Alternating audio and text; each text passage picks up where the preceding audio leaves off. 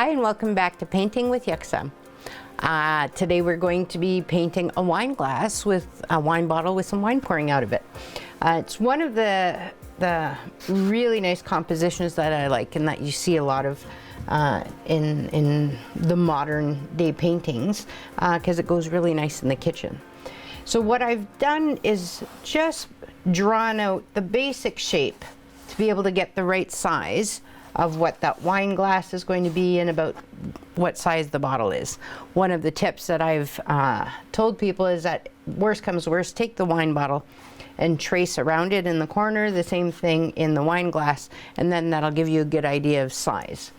So what I'm going to do first is I'm going to do the background, and I'm using acrylic paint so I can go and get the water and add it to the yellow ochre, because it's right in the middle here. I want to have that brightness to show when the wine's going to be pouring out that it's going to have that really nice bright color in there.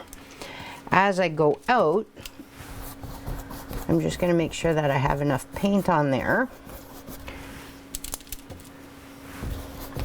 because as I go out into the edges of the canvas, I'm going to start grabbing a little bit of that red. Just a little bit of that Van Dyke red that I can, and with the yellow it turns into more of that brown, but because it's going to be the color that we're using for the wine, it'll actually complement each other really well. And I'm not too worried about the outline of my wine bottle, because I just wanted it for size. So I just want to make sure that it's there.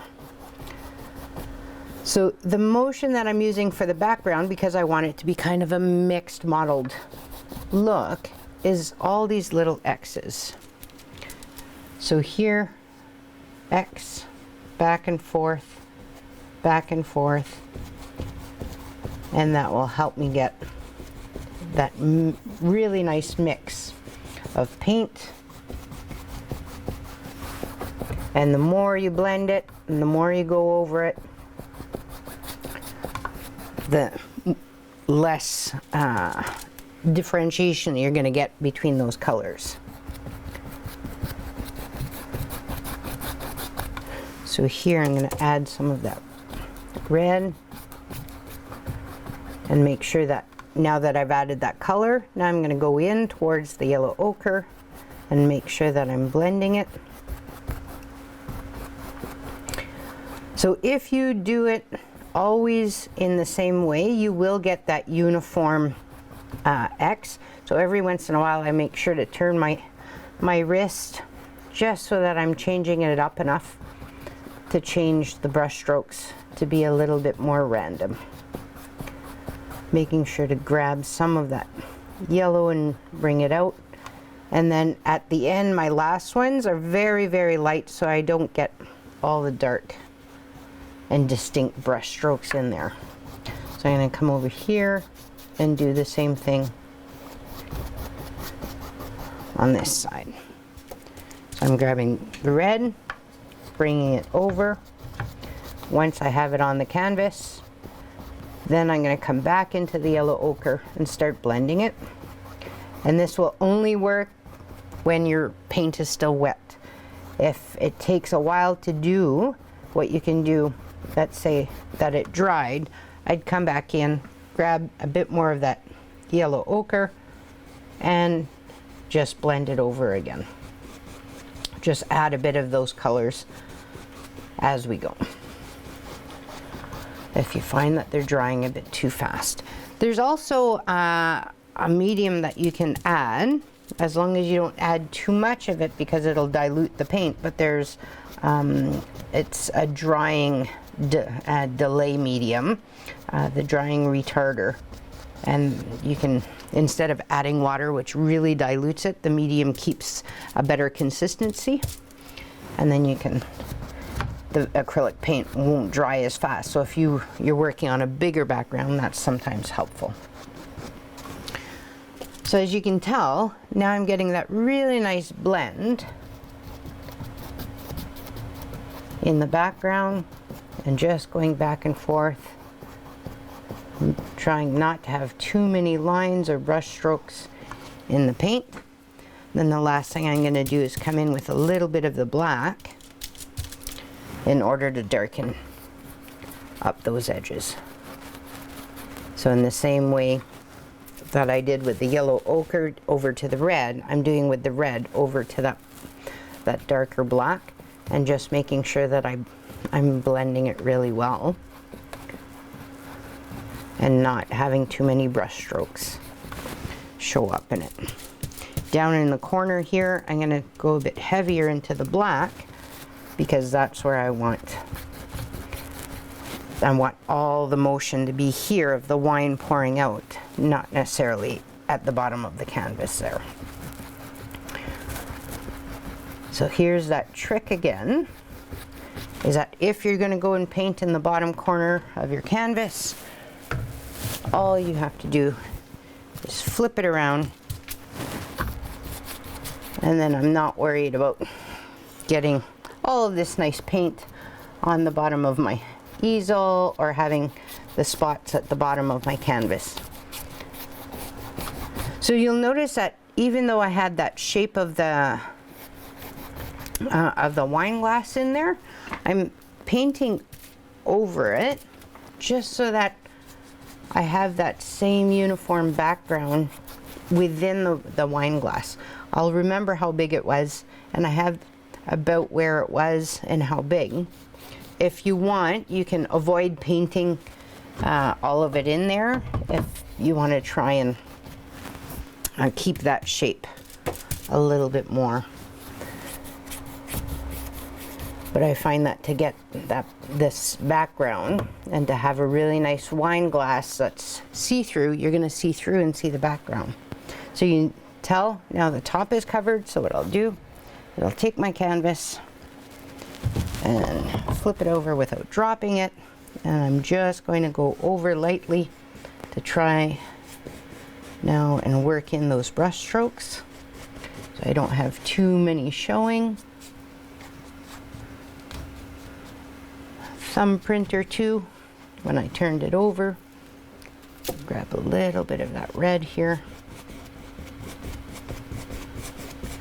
So right in this area, because my wine glass is actually coming around like this, so what I'm going to do is that's going to be the wine in there, but I want the color to come around to be able to see the wine in here. And because I'm going to be using that red, what I want to do is make sure that inside the cup I have quite a bit of that yellow showing. So I'm going to grab that yellow ochre, and now I'm going to come in and add that yellow ochre into the red without necessarily stopping right where I know my wine glass is going to be, because what I want it to do is to look like that background is natural behind that wine glass. Just going to make sure it's covered. Bring some of that yellow over here.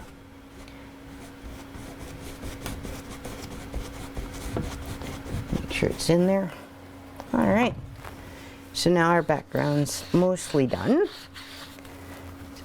So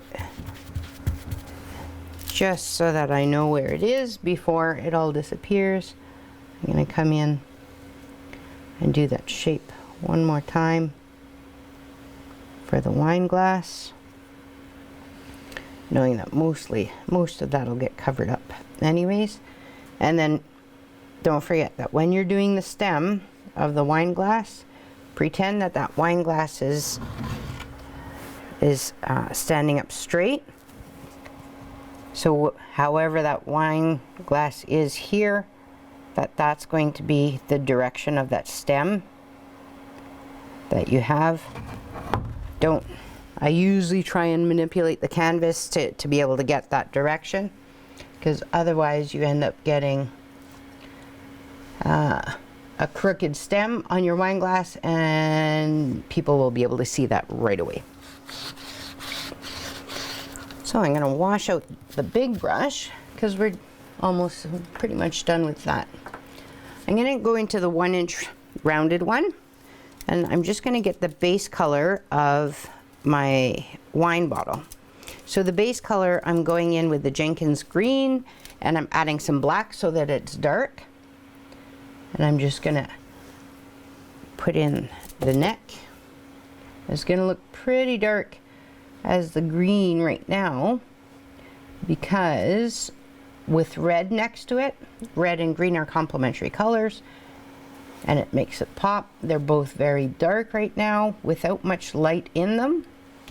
So it really does look a lot darker on this canvas than it usually would if you were doing it, say, on a lake scene or something that has a lot of color to it. So a little bit of black and a little bit of that Jenkins green. Make sure I have the basic shape of what I want.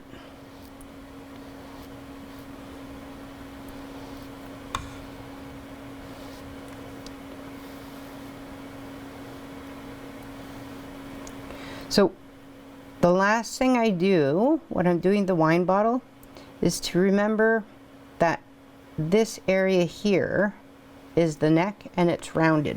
So if you use your brush strokes knowing that you're going to see some of them, you can, if you do it, these ones more, well, here it's diagonally, and these ones rounded, you'll automatically get that rounded feel on the bottle without having to work at it too much. So I'm just going to round those brush strokes, and then even without adding all the highlights, you're getting the impression that this is more of that flat, long surface, and those ones are rounded there. So before I start adding all of the wine glass highlights, what I'm going to do is add the wine. So I'm going to start right in with that Van Dyke red, and it's coming out of the wine bottle here, and I'm just going to follow the flow of where it's going. When it hits that glass over here, it's going to bubble up on that side a little bit and come in around here. So just follow what you imagine that liquid's going to do. So it's going to bubble up a little bit there, come here, and start evening out, because water will always level out. So it'll level out about there and maybe just have a few splashes at the bottom. So even just like that, you start to see that flow. And I'm just going to add a couple of the ripples in there as it's coming down. And I'm using my brush strokes and I'm turning my brush so that some areas it ends up pressing up a little bit more and creating those differences of color, which I'm going to use to my advantage. I'm going to get a little bit of the white now and do the same thing on the top of that flow. I didn't wash off my brush. I'm just using a little bit of white on the top, following the same flow that I did, because that's where the light's going to pick it up. Over here, the light's in the back, so I'm just going to come in. It's going to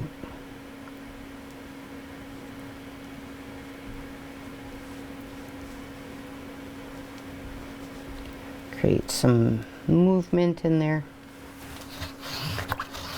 So now that we've added some highlights, we have to add some shadows. So I'm going to go get some bit of that black and a bit of the wine again, and do the exact opposite, except for on the shaded side. So I'm going to add a bit of the darkness, a bit of the red, a bit of the black.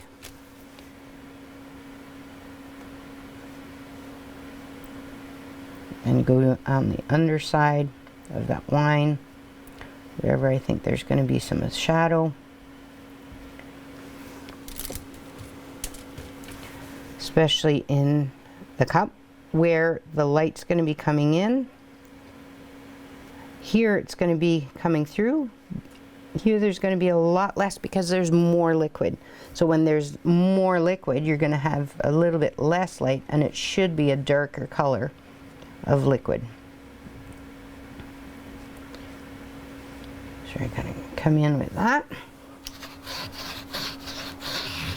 If you notice, I haven't even started doing the glass yet, because that's something that we're going to do right at the very end, and it'll just magically appear, which is the great technique. People often wonder, how do you paint glass when it's clear? And the trick is you don't paint the glass. All you do is paint the highlights and the shadows. So we're going to start doing that with our wine bottle. So now we have our wine bottle up here, and instead of trying to paint too many variations in the glass, what we're going to do is just work on the highlights and the shadows. So I've had the same Jenkins green. I've added a little bit of that bright yellow, the cadmium yellow, and all I'm going to do is paint the highlights. So on the lip of the bottle, just a bit of that yellow and that green, so I'm getting that highlighted green. The lip of the bottle up here, making it nice and long there. A little bit of that rounded edge over into that neck of the bottle, into the body. I'm going to grab a little bit of the white, add it to the same color. So now I'm going to have a much lighter, and just right on the edge, that's where that highlight's going to be, where that light's going to pick up that bottle.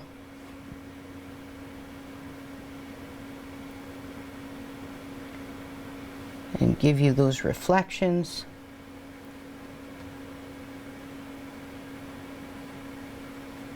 Right like that.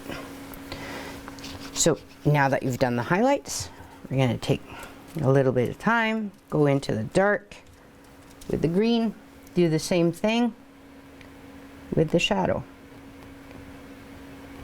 So wherever you think that that shadow is going to be, add that dark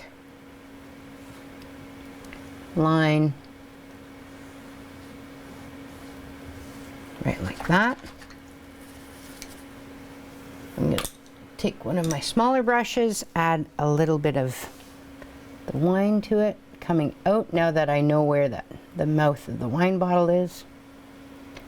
Touch up some, add some nice bright red to it, which now that we have the highlights and the lowlights, you want to keep some of that nice vibrant red in there.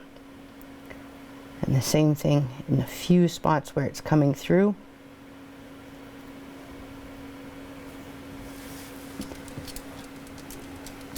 I'm going to go into the cadmium red and just add wherever I think that highlight, where that light's really going to pick it up. The red, instead of doing it all in cadmium red, what this does is it'll just highlight some of that yellow coming through, because it'll brighten up that red.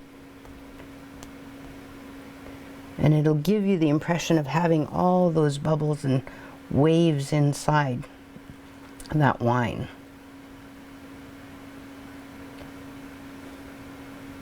Of where that light's coming through, like that. All right, so I'm going to use that highlight brush with a little bit of the white. I'm just going to add a bit around the edge of where that light source is. Let's say there's a bit of a window right here. I'll just do the reflection of that window. In the neck bottle. And now comes the fun part. We're going to do the reflection in the glass. So I'm going to get the white,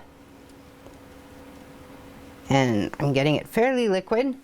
So here I've said that there's probably a window coming in this side. That's what is reflected in the bottle here and in that white. So on this side of the glass, that's where that highlight from that light that's coming in this side. So on this side, all I'm going to do is add that highlight on the outside of where I think that glass is going to be. And then on right through it, here is that lip. And then maybe we'll make that lip go up a little bit higher. The good thing about acrylic paint is it stays wet a little bit so you can play with it. So now remember, if this is the stem here, the lip of your glass has to be perpendicular to it. So, and that's probably the scariest part, is trying to get that into a nice shape. Just a little bit of a highlight on that side where the light's reflecting. On this side, on the back side of it, so you're going through your wine. Don't put that, the top lip is through the wine, the back one is not. It's coming around. And then because the light is there, we're going to do that nice big highlight over it.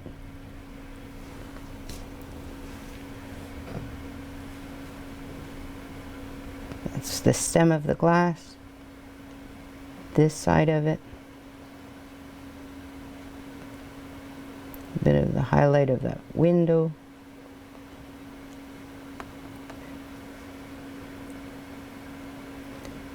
The inside of the wine glass. You can do a couple of bubbles in there. That's splashed. And then you can come in and do the shadows.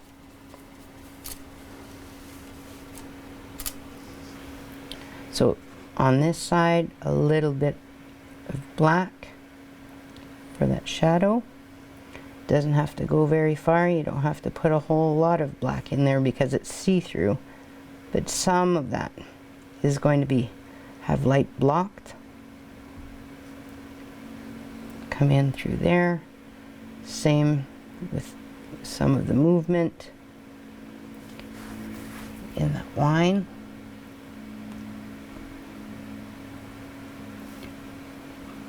Touch up that wine bottle. All right, let's see where we're at. All right, so down here, what I'm going to add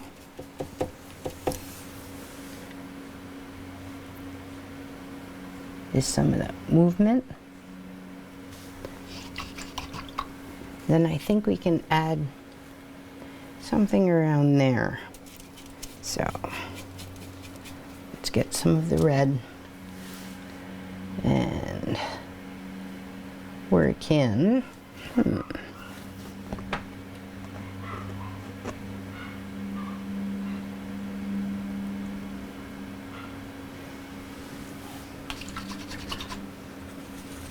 What are we going to work in?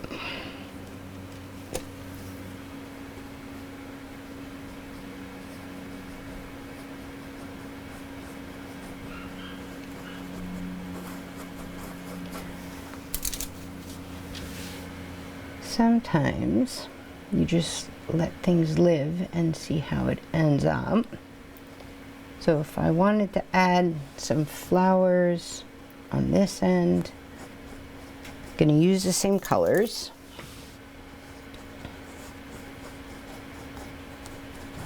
And do the background. So this is just the basic shape of what I want behind it. And because the light's over there, I'm going to do the dark here. Now I'm going to highlight it with some of that red. And work in some petals.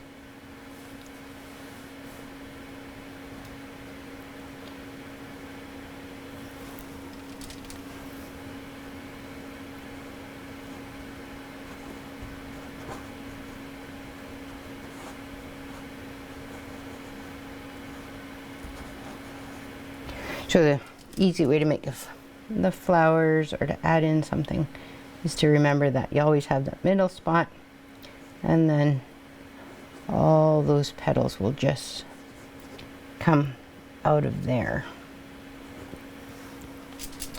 So I'm using the same red as I used inside there.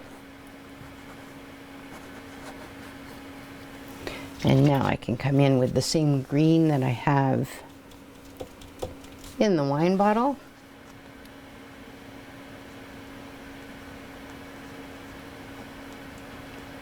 Add some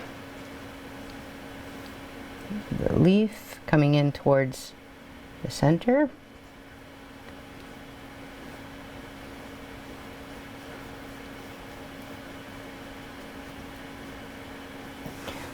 Add a little bit of a darker leaf in the back here.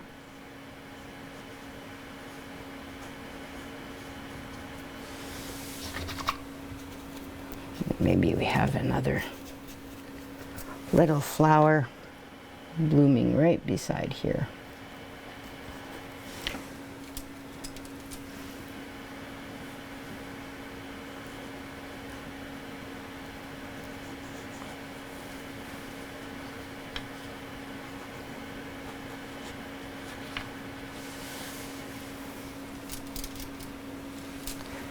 Just to add some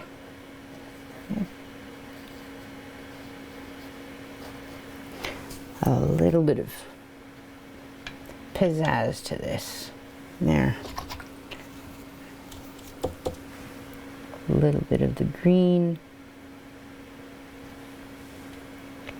And then, seeing as though we have that happening on this side, why don't we come in and add a little bit of reflection. Just like that. So you just keep on adding and playing around, and hopefully that'll give you a good idea for how you can do the wine bottle, the wine glass, and get a little bit of reflection in there. So until next time, I hope you enjoy. It was really nice painting with you today, and we'll see you next time.